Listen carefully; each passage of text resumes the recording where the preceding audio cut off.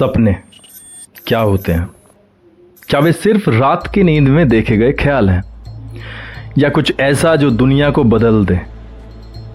यह कहानी उस व्यक्ति की है जिसने एक छोटे से गैराज में एक सपना देखा और उसे हकीकत में बदलकर दुनिया को हैरान कर दिया। लेकिन क्या आप जानते हैं कि यह व्यक्ति, जिसे आज दुनिया जेफ के नाम से जानती है, कभी एक टूटी फूटी मेज पर काम करता था? क्या आप यकीन करेंगे कि उसने अपनी जिंदगी की सारी स्थिरता को दांव पर लगा दिया सिर्फ एक विचार के लिए? आइए इस रोमांचक और प्रेरक कहानी में गोता लगाएं, जहां हर कदम पर चुनौतियां थी, हर मोड़ पर जोखिम था, और फिर भी एक सपना सच हुआ। जेफ बेजोस का जन्म 12 जनवरी 1964 को हुआ। न्यू मैक्सिको जगह थी अमेरिका में। उनका पूरा नाम जेफरी प्रेस्टन जोर्गेंसन था। उनकी मां जैकलीन गिसे उस समय केवल 17 वर्ष की थी और हाई स्कूल में पढ़ रही थी। जेफ के जैविक पिता टेड जोर्गेंसन एक सर्कस कलाकार और बाइक की दुकान के मालिक थे, लेकिन उनके साथ जैकलीन का रिश्ता जल्द टूट गया। जेफ केवल 1.5 साल के थे जब उनकी मां ने मिगुएल माइक बेजोस, एक क्यूबन प्रवासी से शादी की। माइक ने जेफ को गोद लिया और उन्हें अपना नाम दिया। यह पारिवारिक बदलाव जेफ के जीवन का पहला सबक था। जिंदगी अप्रत्याशित हो सकती है, लेकिन प्यार और समर्थन से हर मुश्किल को पार किया जा सकता है।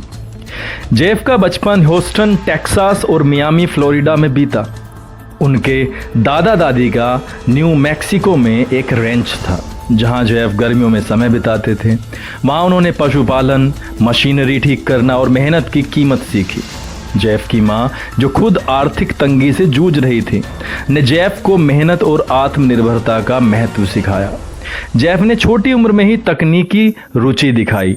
वे अपने खिलौनों को खोलकर उनके कार्य करने के तरीकों को समझने की पूरी कोशिश करते थे।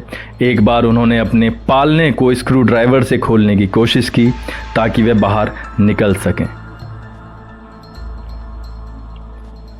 जेफ एक मेधावी छात्र थे। उन्होंने मियामी के पोल्मेटो हाई स्कूल में पढ़ाई की, जहां वे नेशनल मेरिट स्कॉलर बने। 1986 में उन्होंने प्रिंसटन यूनिवर्सिटी से इलेक्ट्रिकल इंजीनियरिंग और कंप्यूटर साइंस में डिग्री हासिल की। प्रिंसटन में पढ़ाई के दौरान जेफ ने न केवल तकनीकी कौशल विकसित किए, बल्कि नेतृत्व और दीर्घकालिक सोच की क्षमता भी हासिल की। स्नातक के बाद जेफ ने वॉल स्ट्रीट पर कदम रखा। उन्होंने फिटेल, एक स्टार्टअप, और बाद में बैंकर्स ट्रस्ट में काम किया। 1990 में वे DE Shaw, एक हेज फंड कंपनी में शामिल हुए, जहां वे केवल 4 साल में उपाध्यक्ष बन गए। इस दौरान जेफ की जिंदगी स्थिर और समृद्ध थी। उच्च वेतन, न्यूयॉर्क में एक शानदार अपार्टमेंट और एक सुरक्षित भविष्य। लेकिन उनके मन में कुछ बड़ा करने की चाह थी। 1994 में जेफ ने एक आंकड़ा पढ़ा कि इंटरनेट का उपयोग हर साल 2300% की दर से बढ़ रहा था। यह उनके लिए एक जागृति का क्षण था। उन्होंने देखा कि इंटरनेट भविष्य है और इसमें अनंत संभावनाएं हैं। जेफ ने एक ऑनलाइन बुक स्टोर शुरू करने का विचार बनाया, क्योंकि किताबें एक ऐसी चीज़ थी जिन्हें आसानी से ऑनलाइन बेचा जा सकता था। लेकिन यह निर्णय लेना आसान नहीं था। उनकी अच्छी खासी नौकरी, सामाजिक प्रतिष्ठा और आर्थिक सुरक्षा दांव पर थी। उनके बॉस ने उन्हें सलाह दी कि वे इस विचार पर और सोचें, लेकिन जेफ ने पछतावे को कम करने का ढांचा बनाया। उन्होंने सोचा, 80 साल की उम्र में मैं यह नहीं सोचना चाहता कि मैंने कोशिश क्यों नहीं की। जेफ ने अपनी पत्नी मैकेंजी के साथ मिलकर यह जोखिम लिया। वे न्यूयॉर्क छोड़कर सिएटल चले गए, जहां किराए कम थे और तकनीकी प्रतिभाएं उपलब्ध थीं। सिएटल में उन्होंने अपने गैराज में अमेज़न की नींव रखी। शुरुआत में उनके पास कोई बड़ा कार्यालय नहीं था, केवल कुछ कंप्यूटर और एक सपना। 1994 में जेफ ने Amazon.com की स्थापना की। पहले साल वे और उनकी छोटी सी टीम, जिनमें मैकेंजी और कुछ प्रोग्रामर शामिल थे, दिन रात काम करते थे। वे किताबें पैक करते, ऑर्डर प्रोसेस करते और ग्राहकों को तेजी से डिलीवरी देने की कोशिश करते। जेफ ने अपने माता पिता से $3 लाख का कर्ज लिया और उन्हें स्पष्ट रूप से बताया कि यह निवेश जोखिम भरा है और शायद वे अपना पैसा खो दें। लेकिन उनके माता पिता ने उन पर भरोसा किया। पहले कुछ साल बेहद कठिन थे। अमेज़ॉन को बार्न्स एंड नोबल जैसे बड़े बुक स्टोर्स से प्रतिस्पर्धा का सामना करना पड़ा। कई निवेशकों को संदेह था कि एक ऑनलाइन बुक स्टोर कभी मुनाफा कमा पाएगा। 1997 में जब अमेज़ॉन सार्वजनिक कंपनी बनी तब भी वह घाटे में थी। जेफ को बार बार निवेशकों को समझाना पड़ता था कि उनकी दृष्टि दीर्घकालिक है। 2000 में .com बुलबुले के फटने से अमेज़ॉन के शेयर 80% से अधिक गिर गए। कंपनी के पास नकदी खत्म हो रही थी और कई कर्मचारियों को निकालना पड़ा। यह जेफ के लिए सबसे कठिन समय था, लेकिन उन्होंने हार नहीं मानी। अमेज़ॉन की यात्रा में कई असफलताएं भी थीं। जेफ ने कई प्रयोग किए जो कामयाब नहीं हुए। अमेज़ॉन ऑक्शंस जो ईबे का प्रतिस्पर्धी बनना चाहता था और जेड शॉप्स जैसे प्रोडक्ट्स असफल रहे। 2000 के दशक में अमेज़ॉन ने एक सर्च इंजन A9 लॉन्च किया जो गूगल को टक्कर नहीं दे सका। इन असफलताओं ने जेफ को हतोत्साहित नहीं किया। उन्होंने कहा, असफलता और आविष्कार एक दूसरे के साथी हैं। इन असफलताओं से सीख लेते हुए जेफ ने ग्राहक केंद्रित दृष्टिकोण को और मजबूत किया। 2005 में अमेज़ॉन प्राइम की शुरुआत हुई, जिसने ग्राहकों को तेज और मुफ्त शिपिंग की सुविधा दी। 2006 में अमेज़ॉन वेब सर्विसेज लॉन्च हुआ, जो आज दुनिया की सबसे बड़ी क्लाउड कंप्यूटिंग सेवा है। 2007 में किंडल ई रीडर ने किताबों को डिजिटल रूप में पढ़ने का तरीका बदल दिया। इन